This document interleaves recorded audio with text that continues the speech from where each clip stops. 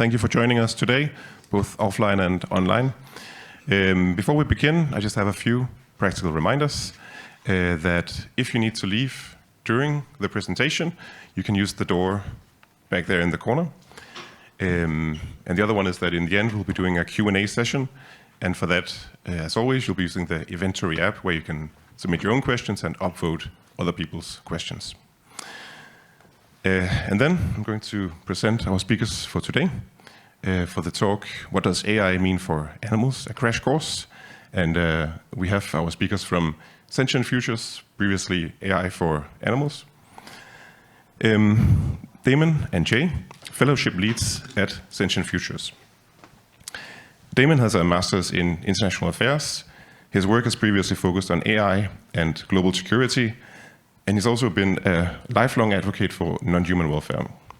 He now co-leads programs at Sentient Futures, focusing on future non-human welfare and long-term suffering reduction. Jay has a background in philosophy of mind and cognitive science. As former co-founder of Electric Sheep, Jay designed the FutureKind AI Fellowship, a 12-week course exploring the impact of AI on animals. FutureKind recently completed its first run with over 150 participants engaging with such topics as precision livestock farming, interspecies communication, and more. With that, welcome our two speakers.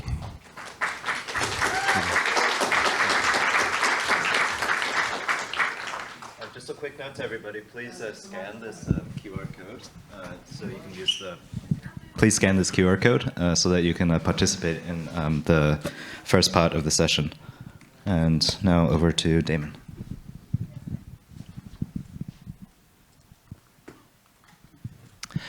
Yeah, I'm going to give everyone a few seconds to scan this QR code.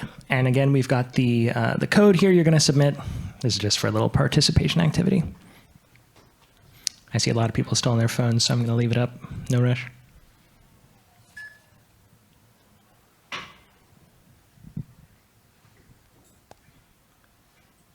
Anyone need another 10 seconds?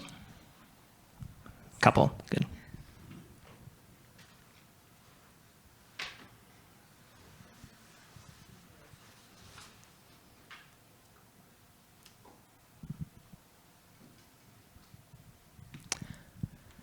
While everyone goes ahead and scans and enters the code, so again, we're the fellowship's co-leads at Sentient Futures, and we good to move on? Cool. So basically what we do as the fellowships team, we develop online courses that are free for anyone to take that focus on highly neglected areas in long-term suffering reduction.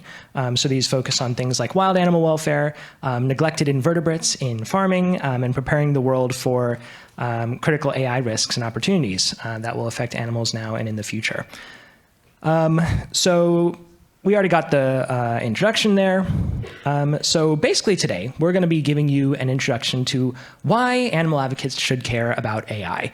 We're going to argue that we really, really, really should care about AI, and we'll dive into some of the reasons. So precision livestock farming will be our first topic. This is basically the use of AI in factory farming techniques and could have positive or negative effects on animals. Interspecies communication will be our second topic. So this is basically how could AI help us interpret animal communication and the implications for them and for us. And finally, animal advocacy in the age of AI, meaning what are going to be the biggest effects of artificial general intelligence, AI that is much more powerful than it is today, some of the existential risks that face our world, including the animals within it. So I'm going to pass it over to Jay. He's going to talk about precision livestock farming. Do you want to do the men's meter exercise first? Yeah. Oh, is this the word cloud? Great. Do you want to introduce it? Okay, so could you switch the tab over, please?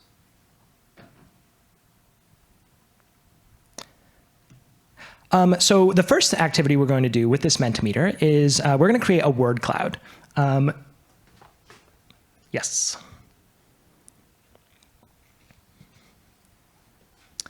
So here on the Mentimeter on your phones, you should be able to enter words that come to mind when we talk about AI and animal welfare. So this could be scary or interesting or technical. How does it make you feel? I mean, how are you feeling coming into this talk? We're just going to kind of gauge how we're all feeling, and we're going to create a word cloud. It's going to look kind of cool, where we're going to see like, it's a cool visualization of how everyone's feeling. Cool. So let's take a minute to jot down our words.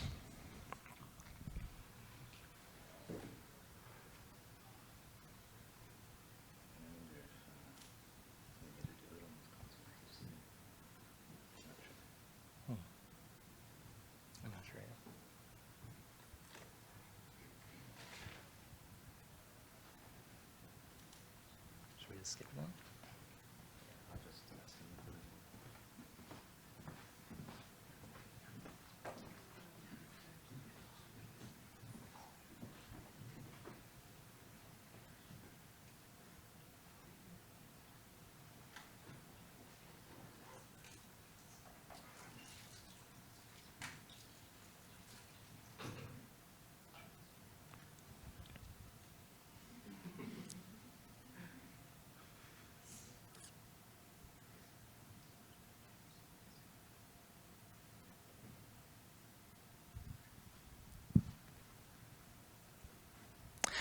While we figure out how to get this word cloud, why don't we hear from the audience? I mean, could I get a show of hands and I'll run over and hear, let's take 2 or 3 thoughts from the audience on, like, what are your thoughts on AI as animal advocates? Can we get any hands?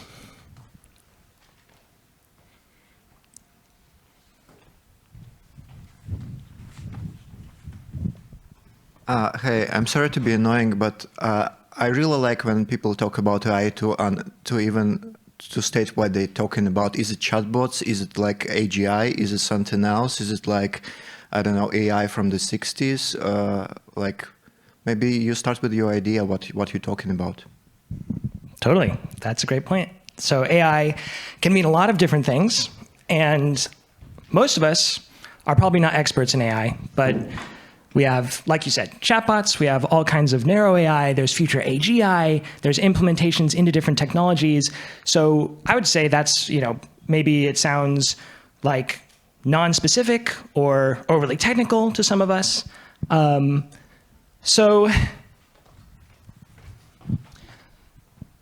Yeah, let's go ahead and get one more thought from the audience.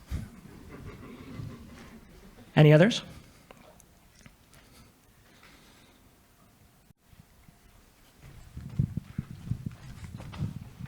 I think it's promising and also a little bit scary at the same time.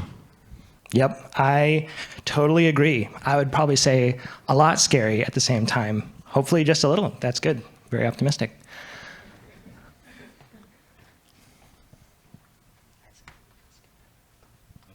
You can actually see the results here. Oh.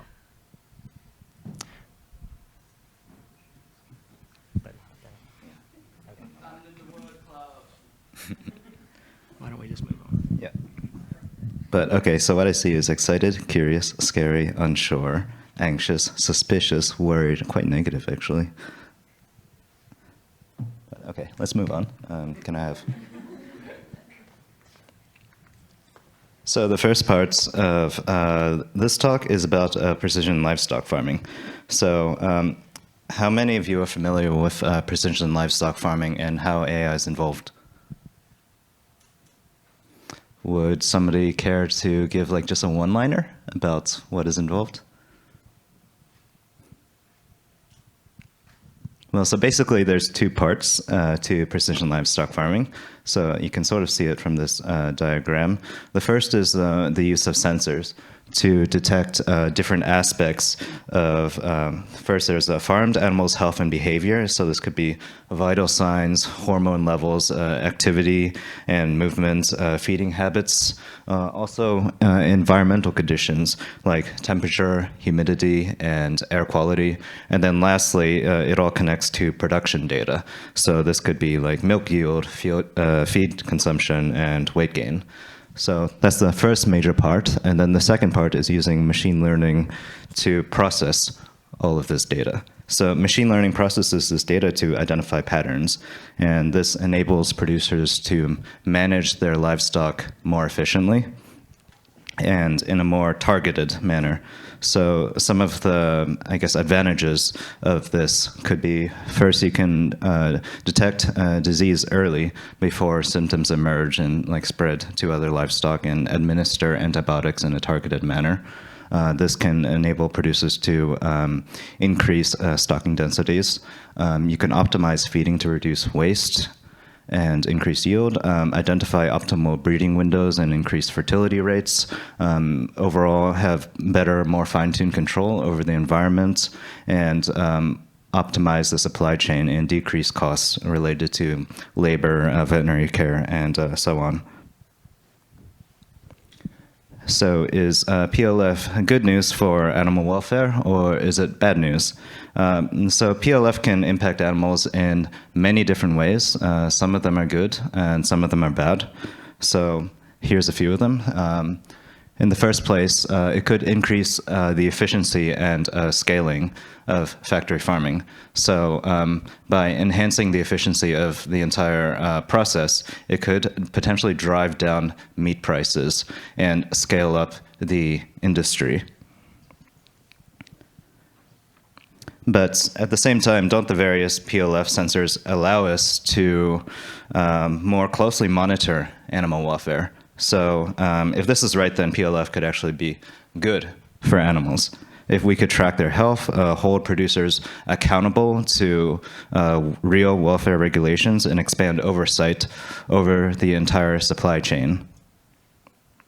Now, the problem, though, is that we can't directly measure welfare. So we can measure different aspects of biological health, but there's more to well-being than just physical health.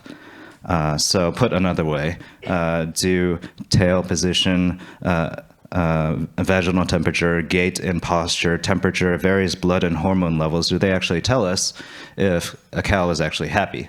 Or rather, does it just tell farmers how to calibrate the feed, how to administer medications, adjust stocking densities, and so on? So this is the problem of what's called proxy drift. And in short, this means that how PLF quantifies welfare may not actually correspond with what is good for farmed animals.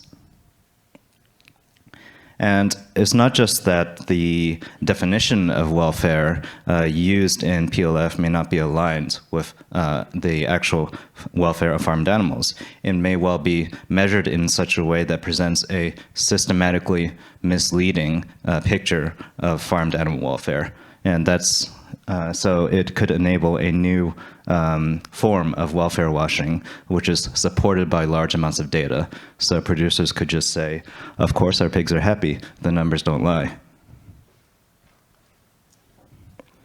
So we'll take a pause here to do our first discussion activity. So there's 2 steps to this. First, you'll just discuss with your neighbors for 5 minutes.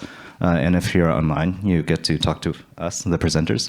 And then for 10 minutes, you can volunteer to share like any important or interesting points from your discussion. So we're going to break it into 3 sort of prompts. So if you're in this part of the room, you'll do the first prompt, which is welfare impact. Is PLF more likely to be beneficial or harmful for farmed animal welfare? Based on what you've heard so far, what are your intuitions, and why do you think that? If you are in this part of the room, try to think about any other considerations. Like, is there anything else that could be like benefits or harms that we didn't cover that make a difference to the first question? And then lastly, if you're in this part of the room, you can talk about steering. So how can animal advocates ensure that PLF actually benefits farmed animal welfare? So just talk to your neighbors and people like directly next to you, like for like the first 5 minutes, and then we'll reconvene after that.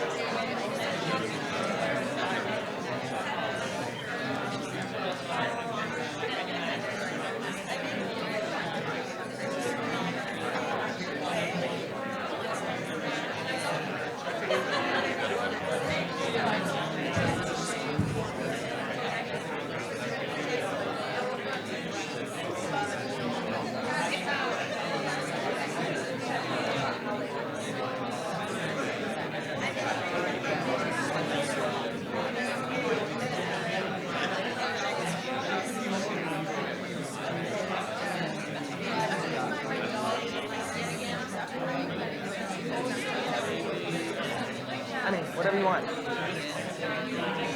And then also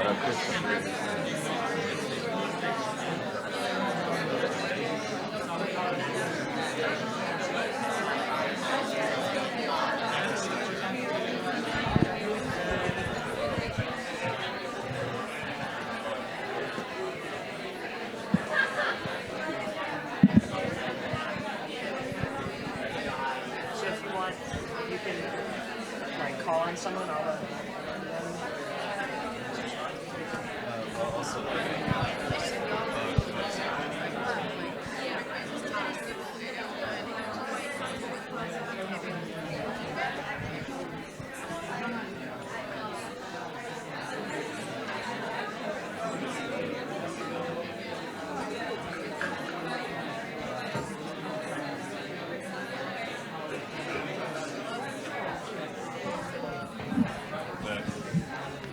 Hello, hello. Hey, everybody. We'll reconvene now. I hope your discussions are going well.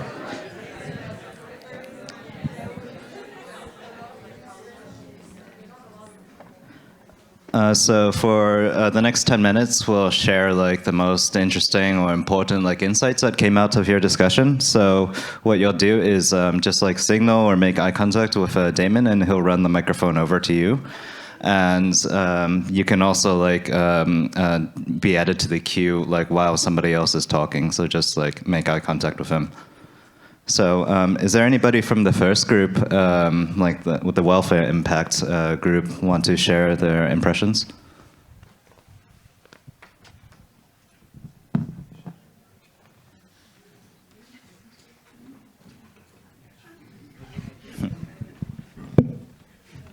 I just wanted to share that it wasn't like a full argument, but we talked a little bit about how it might be beneficial, just because right now the suffering is not something that's kind of intentional. It's a externality of efficiency.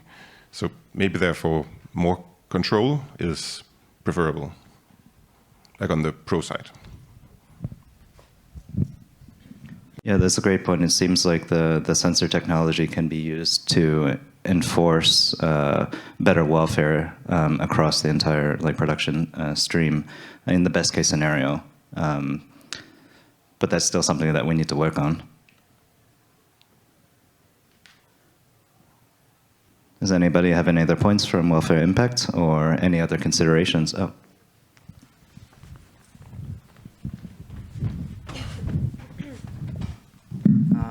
Hi there. I think we have 3 points in a group.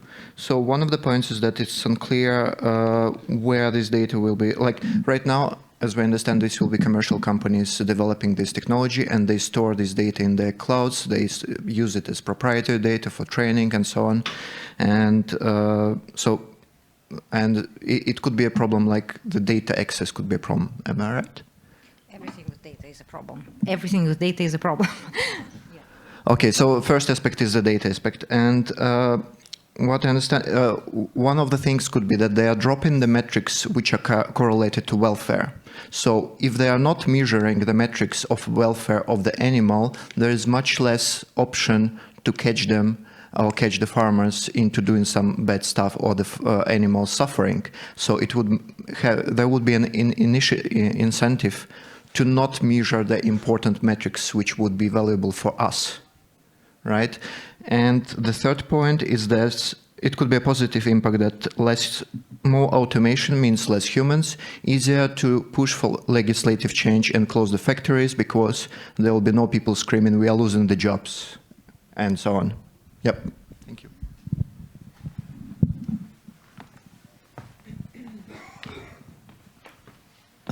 Can you repeat again your second point again? So which data is not being collected? So you can collect many metrics about an animal or a human. So you can do blood samples, you can collect a lot of other stuff. Some of this stuff is useful for maintaining the productivity, given enough, I don't know, milk, meat, or whatever. Some of the metrics could be useful for us. For example, like measuring the health of the animal or suffering. Like, for example, there is a sensor for suffering available on the market. Would the farmers or companies, commercial companies, want to install this sensor, which does not impact yield, but gives us valuable information about the suffering? Probably not. They would want to keep the sensors away, and if they're measuring yield, they would like to install them, but keep the data local and maybe delete them once a day, because they would not want this data to be stored permanently and used against them in the future. I mean, that's interesting that there is like a sensor like that directly measures suffering. I'm a little bit skeptical about that. I mean, you literally can measure different hormones. You can choose the hormone which is correlated to stress and the hormone which is correlated to fertility. And then you basically just, store the ones or sample the ones which are relevant for yield and not are transferable to welfare measurement. And do you have any ideas of how this could relate to potential attempts at welfare washing?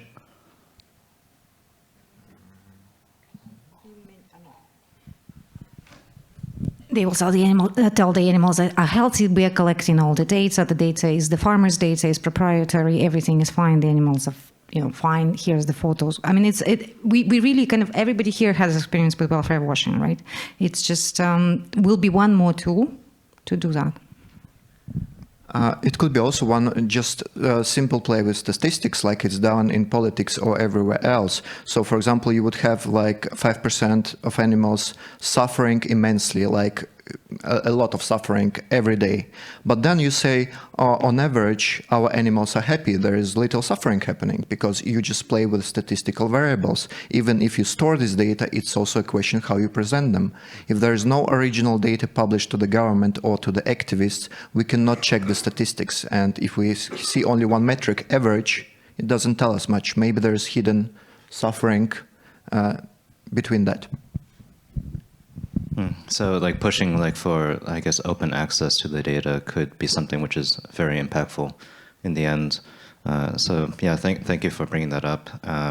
Perhaps now, is there anybody from the steering group that has anything that they want to share? So knowing things like this, how can we act in such a way to try to steer PLF so that it actually does benefit farmed animal welfare?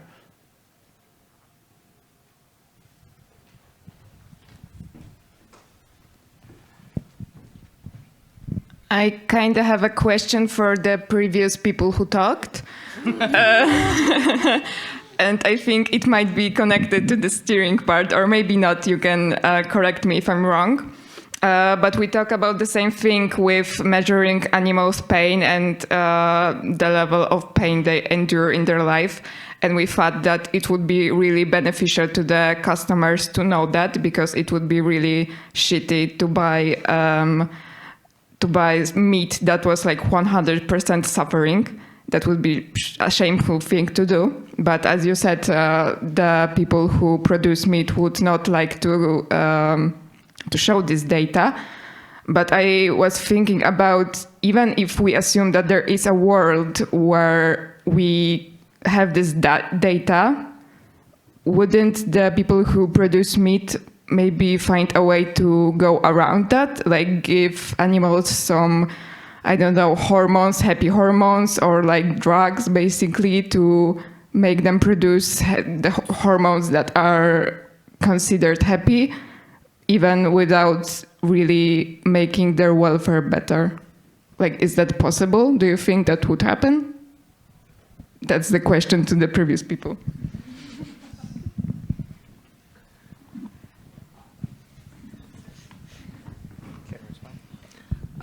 I think it's a very good question. If the animal produces happy hormones, and basically, for example, if we make every animal in the farm high on some kind of drug, they just getting drugs, they're high all the day, and then the end of the day, they, I don't know, after a month they die, and they led a happy life.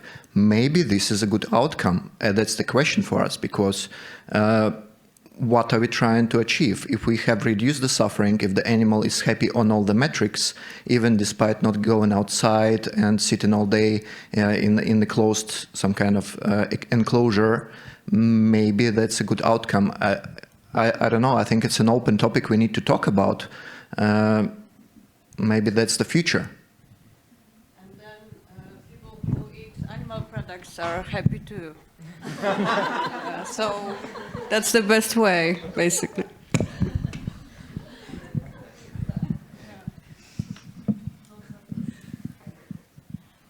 We have time for one last point.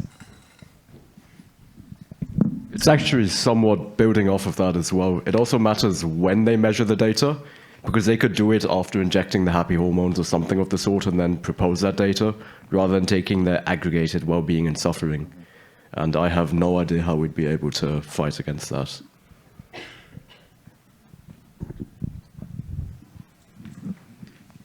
Yeah, so I guess one of the main takeaways from this first discussion is that whether PLF ultimately benefits or harms animals really comes down to how we define and measure farmed animal welfare in the context of precision livestock farming. So if the definition of welfare supports productivity, then PLF will probably be very bad for farmed animals. Whereas it could dramatically increase the scale of factory farming while masking the great suffering it causes behind large volumes of data. And the good news is that there are many ways for animal advocates to steer PLF in positive directions. So we could try to ensure that welfare definitions genuinely reflect farmed animals' interests. And we can try to connect the PLF data to welfare certification, like strong and rigorous welfare certification, and promote transparency across the supply chain.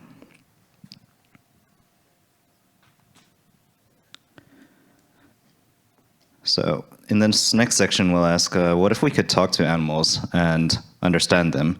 So I'll start by introducing some exciting developments from the application of machine learning in interspecies communication. So first, let's look at how scientists traditionally approach the question of animal communication. And this is through the methodology of observational studies and behavioral analysis.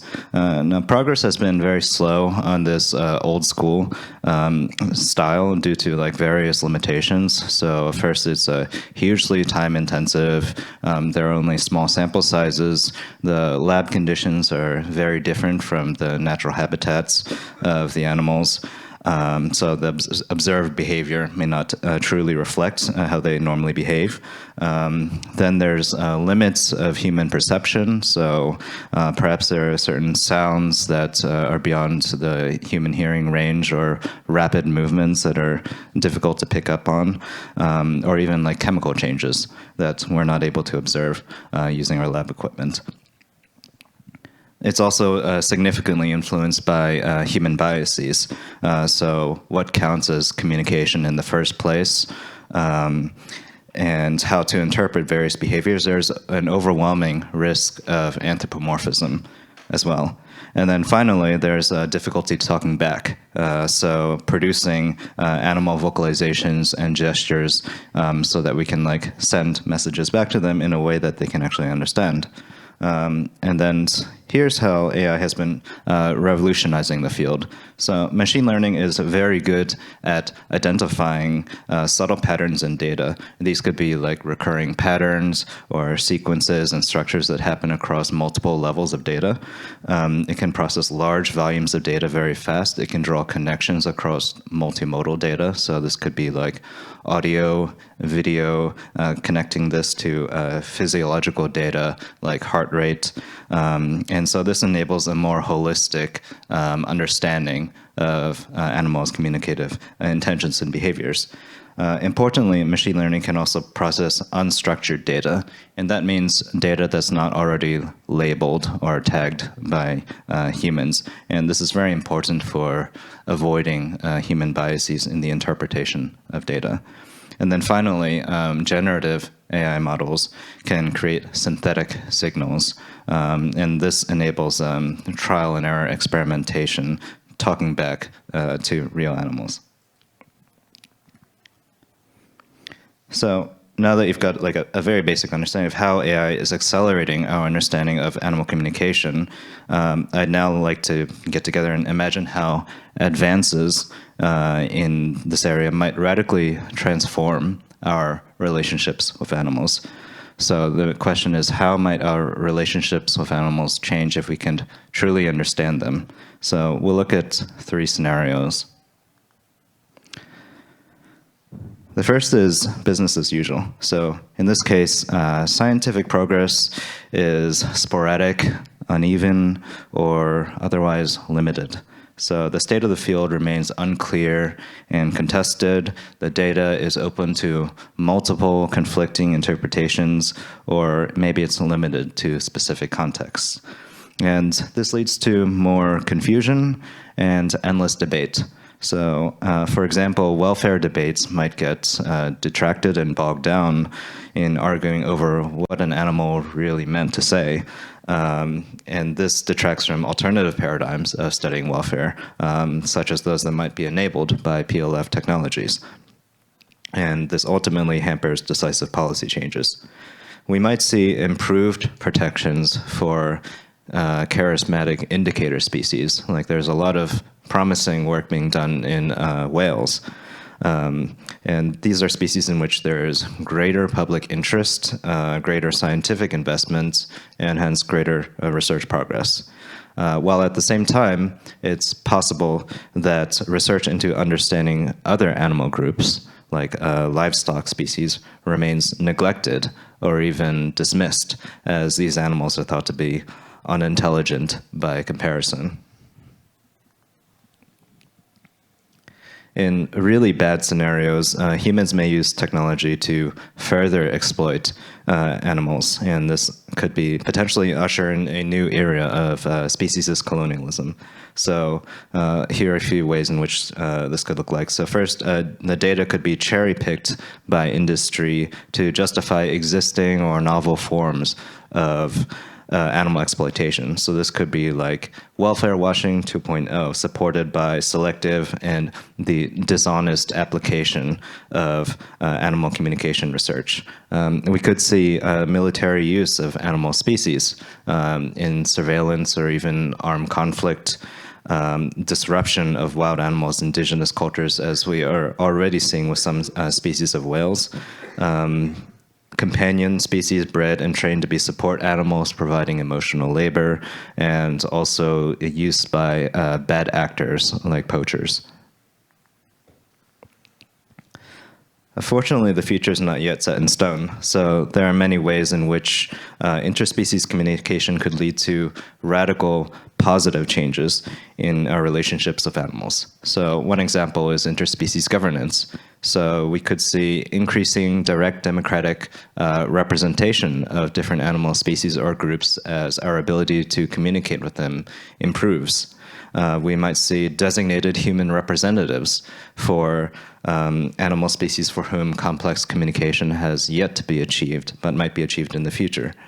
We might see mediation between animal species in conflict, like predators and prey, parasites, invasive species, and so on.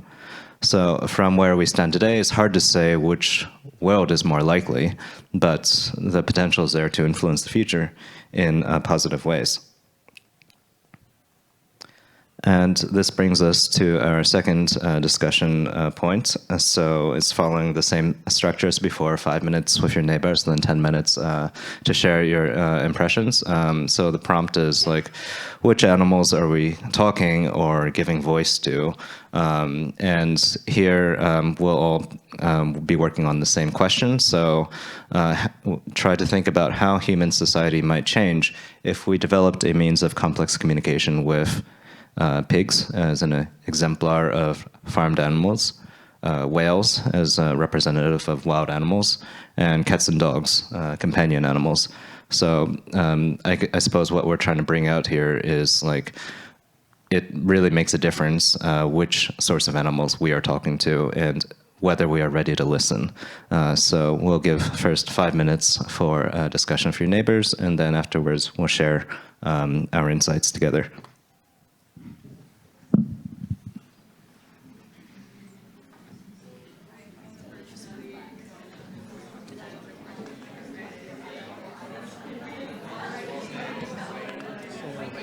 These are pigs, whales, and Cats and dogs.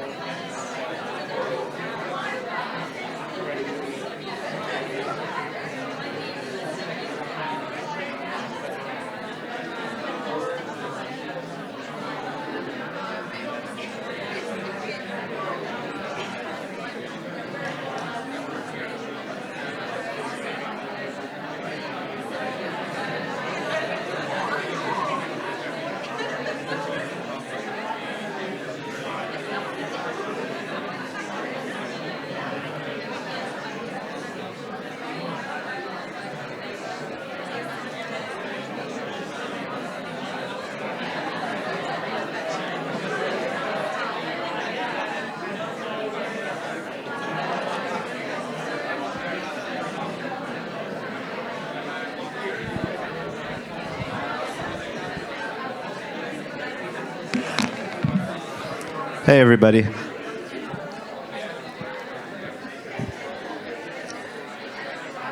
So we're going to reconvene now, and so you can share your thoughts.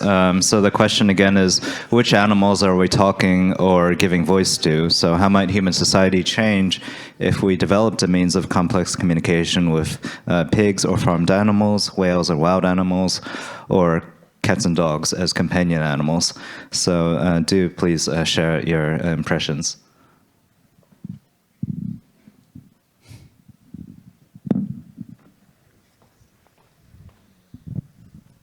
Hi, I'm Erwin from Hungary. So we were speaking here, the three of us, about how the farming industry would push back if new kind of ways of communicating with animals would appear, and they would shadow or overshadow with their all kind of campaigning, and maybe for them also would be beneficial to start with cats and wild animals, and then it would just gradually go to the farmed animals also. So this is my impression, and I don't know if anybody could add or join to this.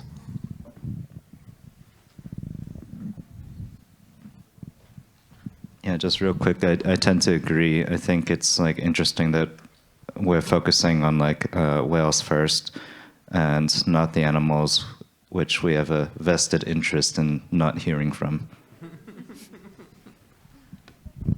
I think there's a strong risk of the industry creating such interpretations of the communication that serve their purposes. So if we have a device that interprets animal communication, then the way it shows the results, the way it interprets, might be manipulated in very simple ways to achieve the goals of the industry. And probably the same way for animal activists, but we will not have that much power to actually use it, probably because we have less resources.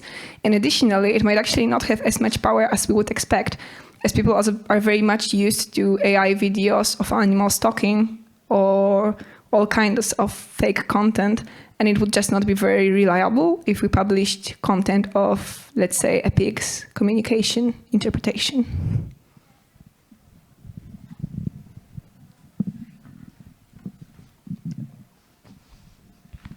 So we have a little bit pessimistic view, because we know now that there are people we can communicate that are in stressful situations, like people I know that are in the Middle East, and we have the communication with them, and still people don't care. So, and they are humans. So maybe this communication will not change anything.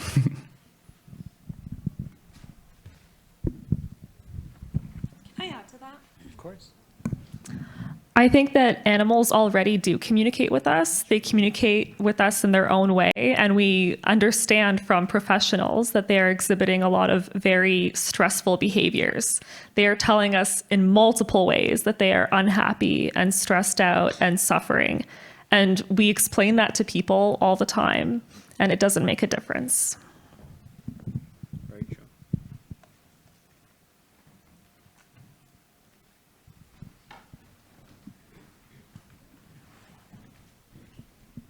Well, we were talking about the same thing, that animals already communicate a lot, but we thought that for many people it would be really eye-opening to see that, oh, this thing means this thing in human language, because a lot of people still think in that way, that like animals could talk like in animated movies or something. So I think it would be just like videos from factory farms are eye-opening for many people, then I think this translation of animal language would be very literal and straightforward to many people, and it could be another tool for us to make a change.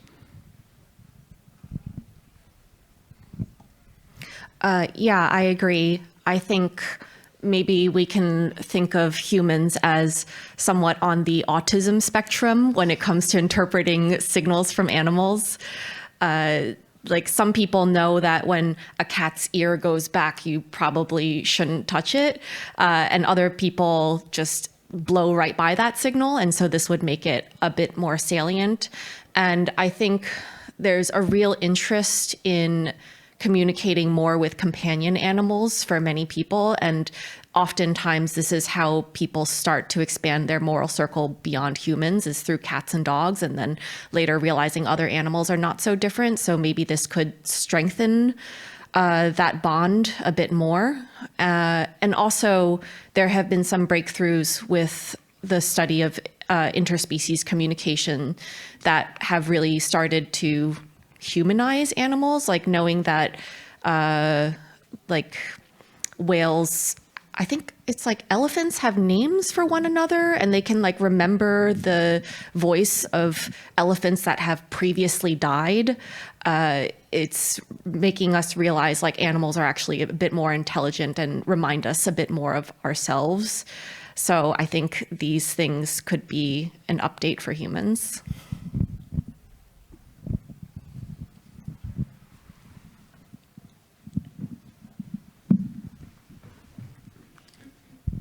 Hey, so there are a lot of positive points about listening to the animals, but I wanted to bring out some 2 negative points. One of them, it could be that the communication goes both ways. So when animals learn what's happening in the world and about the genocide happening, it could actually make them even suffer even more, because they would understand the scale of the suffering, and then the speciesist world, or like these speciesist attitudes from the humans, and it could cause even more suffering to them. And second point, we as humans could learn something very disturbing from how animals think, or like their views of the world. Something which goes so much against our human values that we lose even more empathy towards them. Some of the species, maybe some predators, or maybe some aggressive species, or something which goes really against our values, and then we think, we don't want to help them.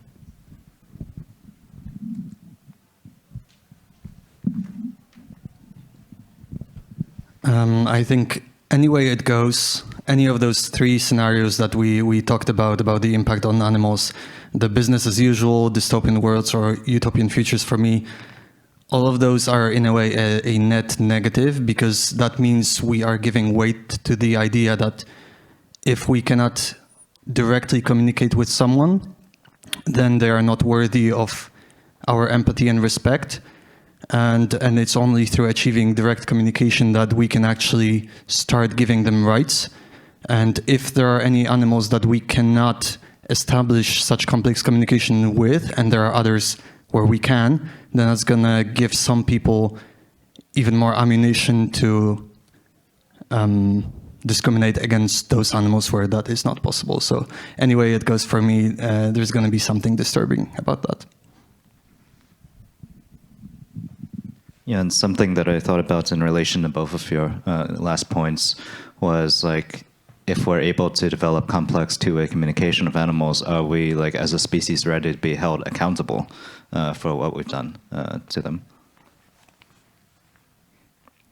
We've got time for maybe about 1 or 2 more points if anybody wants to pitch in.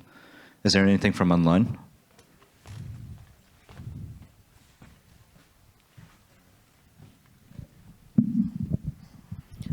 I just want to say one thing to push back against that last point. It's that rights and helping others depends on what they want. And if we aren't able to communicate or interpret signals from them, then like we wouldn't know what would make them happy, and we wouldn't know like what we should do in like as an obligation to them. So I think that maybe complex two-way communication is not necessary, but some sort of at least one-way interpretation is. And this technology could give us like a more nuanced view of what would actually make animals happy instead of anthropomorphizing, because we can all imagine that animals want to be free on a field, frolicking around, but actually, like, a lot of times, animals choose to like come indoors and like be shielded from the sun, and like even as humans, we choose to be indoors in air conditioning most of the time in our tiny apartments. So I think there's a lot of things that we don't know about what animals want.